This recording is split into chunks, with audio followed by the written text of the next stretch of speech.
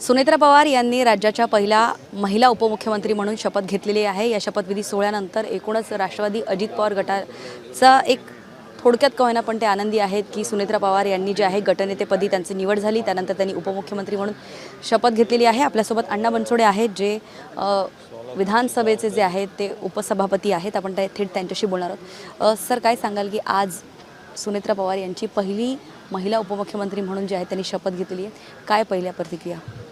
आज खरं तर महाराष्ट्र राज्याच्या उपमुख्यमंत्री म्हणून महिला यांना बहुमान मिळालेला आहे। खरं तर आमचे दिवंगत नेते आदरणीय दादांचं दुःखद घटना घडल्यानंतर खऱ्या अर्थाने पक्षाची जी जबाबदारी होती ती जबाबदारी पक्षाच्या सर्व प्रमुख पदाधिकाऱ्यांनी, आमदार असतील, खासदार असतील, सर्व कार्यकर्त्यांनी वहिनीच्या अंगावर सोपवलेली आहे। तर माझा विश्वास असा आहे की अतिशय दादांचं जे स्वप्न होतं त्या दृष्टिकोनातूनच, महाराष्ट्र घडवण्याच्या दृष्टिकोनातून वहिनी हा कारभार चालवतील असा माझा विश्वास आहे।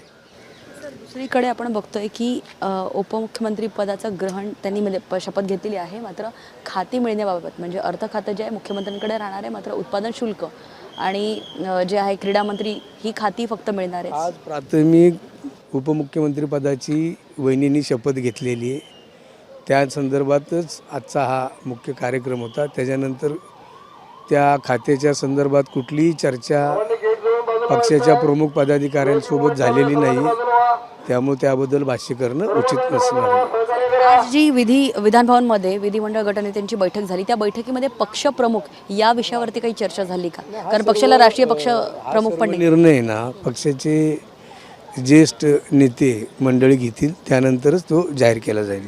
आणखीन एक महत्त्वाचा प्रश्न, कारण दोन्ही राष्ट्रवादी एकत्र येतील याच्यावरती चर्चा जी आहे ते अजित पवार स्वतः हयात असताना सुद्धा चर्चा होत होती आणि सकारात्मक चर्चा होत होती। आता राष्ट्रवादी एकत्र येण्यावरती काय तुमचं मत आणि काय चर्चा सुरू? आज या दोन्ही पक्ष एकत्र येण्यावरती कुठलीही चर्चा आजच्या बैठकीमध्ये झालेली नाही आणि ही चर्चा होत असताना तो निर्णय आदरणीय प्रफुल्लजी पटेल असतील, सुनीलजी तटकरे असतील, छगनजी भुजबळ असतील, हे वरिष्ठ नेते तो निर्णय घेणार आहे। सर, अजित पवारांनी कधी त्यांची इच्छा जी आहे कधी बोलून दाखवली होती दोन्ही राष्ट्रवादी एकत्र येण्यावरती? दोन्ही राष्ट्रवादी एकत्र येण्यावरती अजित पवारांनी कधी बस झालं, ठीक आहे। दोन्ही राष्ट्रवादी एकत्र यावे याबद्दल तुमची काही इच्छा? मी काय म्हणलं, तो वरिष्ठ पातळीवर तो निर्णय होणार आहे। आमचे व्यक्तिगत ह्या बाबतीत काही स्पष्टीकरण करायचं नाही।